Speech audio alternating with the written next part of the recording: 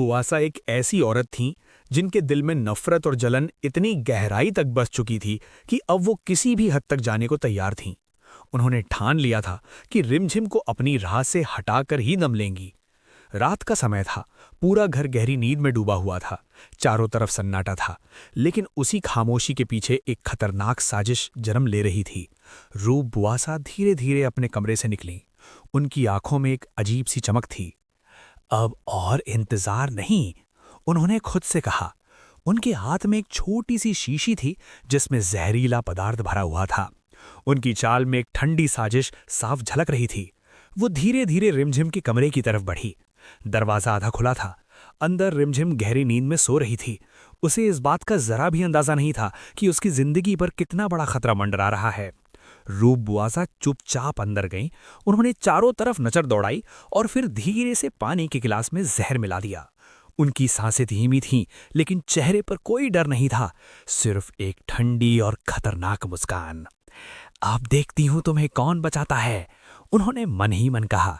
उन्होंने गिलास को रिमझिम के पास रख दिया और वापस मुड़ने लगीं। तभी रिमझिम हल्की सी हिली। उसकी आंखें धीरे धीरे खुली और उसने सामने खड़ी रूप बुआसा को देख लिया।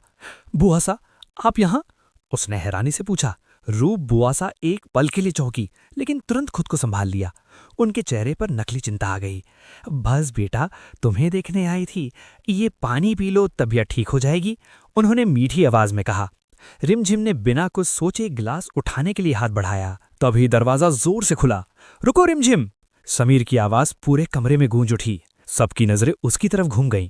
उसकी आंखों में गुस्सा साफ दिखाई दे रहा था। वो तेजी से अंदर आया और सख्ती से बोला, उस पानी को मत पीना। कमरे में सन्नाटा छा गया। रिमझिम का हाथ वहीं रुक गया और रूप बुआसा के चेहरे का रंग उड़ चुका था। समीर की नजरें सीधे उन पर टिक गईं। अब सच छुपना मुश्किल था। इस बार खेल पलट चुका था और सच्चाई सामने आ नहीं वाली थी। समीर की आवाज जैसे ही कमरे में गूंजी, वक्त मानो थम सा गया। रिमझिम का हाथ हवा में ही रुक गया और उसकी आंखें डर सी फैल गईं। रूप बुआसा के चेहरे का रंग उड़ चुका था, लेकिन फिर भी उन्होंने खुद को संभालने की कोशिश की। ये क्या कह रहे हो समीर, उन्होंने नकली हैरानी जताते हुए कहा। समीर धीरे धीरे उनकी तरफ बढ़ा। उसकी आंखों में गुस्सा साफ जल रहा था। मैं बिल्कुल सच कह रहा हूं और अब ये नाटक बंद करो बुआसा। रिमझिम घबराकर समीर की तरफ देखने लगी। क्या हुआ है, तुम ऐसा क्यों बोल रहे हो? समीर ने बिना जवाब दिए गिलास उठाया और टेबल पर रखे फूलों के गमले में उसका थोड़ा सा पानी डाल दिया। कुछ ही सेकंड में पौधे की पत्तियां मुरझाने लगी। रिमझिम के हाथ से गिलास गिर गया। ये क्या? उसकी आवाज कांप गई। कमरे में भारी सन्नाटा छा गया। अब किसी के पास कुछ छुपाने को बचा ही नहीं था। समीर ने सख्त नजरों से रूप बुआसा को देखा। अब भी कुछ कहना है? रूप बुआसा की आंखों में एक पल के लिए डर झलका, लेकिन फिर वो अचानक हंस पड़ी। तो तुम्हें पता चल ही गया। रिमझिम का दिल जैसे टूट गया। बुआसा, आप मुझे मारना चाहती थी, उसकी आंखों से आंसू बहने लगे। रूप बुआसा ने ठंडी आवाज में कहा, हाँ, क्योंकि तुम्हारे होने से सब कुछ बिगड़ रहा है। मेरा घर, मेरा परिवार और सबसे ज्यादा मेरा समीर। समीर गुस्से से भर गया। मैं कोई चीज नहीं हूं जिसे तुम अपना कहो, और रिमझिम मेरी जिंदगी है। ये सुनकर रूप बुआसा का चेहरा और कठोर हो गया। बस यही तो गलती है तुम्हारी। तुम इस लड़की के लिए अपने ही खून के खिलाफ खड़े हो गए। रिमझिमा पूरी तरह टूट चुकी थी। मैंने आपका क्या बिगाड़ा है बुआसा? उसकी आवाज में दर्द था। रूप बुआसा ने तिरस्कार से कहा, तुमने कुछ नहीं किया, बस तुम हो, यही काफी है। अचानक बाहर से कदमों की आवाज आई। घर के बाकी लोग भी शोर सुनकर वहां आ गए। सबने जैसे ही ये नजारा देखा हैरान रह गए। यहाँ क्या हो रहा है? मासी ने घबरा कर पूछा।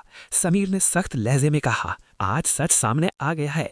रूप बुआसा रिमझिम को मारने की कोशिश कर रही थी। सबके चेहरे पर हैरानी और गुस्सा साफ दिखने लगा। ये क्या कह रहे हो समीर? किसी ने कहा। समीर ने पूरा मामला सबको बता दिया। हर कोई स्तब्ध था। रूप बुआसा अब भी बिना डरे खड़ी थी। हाँ, मैंने किया, और अगर मौका मिला तो फिर करूंगी। ये सुनते ही सब सन्न रह गए। मासी गुस्से से बोली, आप इतनी गिर सकती हैं, हमने सोचा भी नहीं था। लेकिन अब समीर शांत नहीं था। उसने सख्ता फस में कहा, बस अब बहुत हो चुका, अब ये सब यहीं खत्म होगा।